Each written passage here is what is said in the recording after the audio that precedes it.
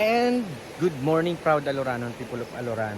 This is Aljay Mark Silakan Habyan, and welcome to my video diaries, making videos all year round, capturing moments, making memories, and telling stories for today's video diary and vlog. So, para po sa kuan ng nakararami, no? Ang Barangay Tubod is na ay mga residente na taga Barangay Tubod na dool sa Suba, pero na po part, pero layo-layo na sa Suba. But still, naay kuan pud sa kuan. So, update ta karon no February 3, 9:04, 9:05 PM. So, naata diri karon sa Suba. Sa Suba ng dool sa Barangay Tubod o boundary pod sa Barangay Lawaan. So, tawag nito, as you can see, mainit, no? Init ng adlaw karon, pero nakita nyo sa ako ang likuran, ang Suba is sug siya, apparently kusog gamay, pero gabaha. Init siya dire sa atuwa, wala gaulan, wala ikuan, pero sa mountain area kasi ng Aloran, dito sa bukid gabaha, maunang ingani ang color, no?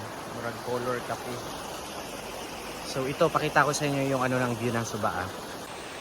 Ayan siya, guys. So tingnan, nakikita nyo, mainit na mainit yung panahon. Ito, tirik na tirik yung araw. Pakita ko yung araw. Ayan, ang init.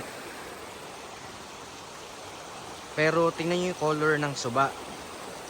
Gabaha, dyan sa malakas yung tubig. Ayan, no? So, gabaha.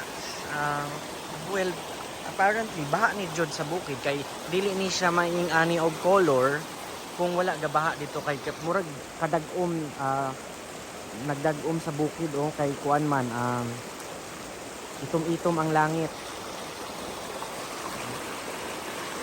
Mo nang walay kuan karon, anawa ang kuan sa Suba.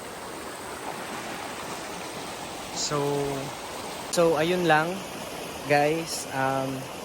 Tawag nito, update February 5, almost 9 AM, 9:05, 9:06 na yata. So, ayan, ang update natin ngayon sa Suba.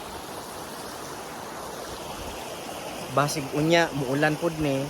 Well, siguro, umuulan talaga ngayon sa bukid kasi gadagom sa bukid. Pero, dire, init kaayo. Samaw, init. Pero yung kulay ng Suba. So, I guess that's all for today's video diary and vlog. Once again, this is Aljay Mark Silakan Habyan. And once again, welcome to my video diaries, making videos all year round, capturing moments, making memories, and telling stories. See you on our next video diary and vlog. Bye!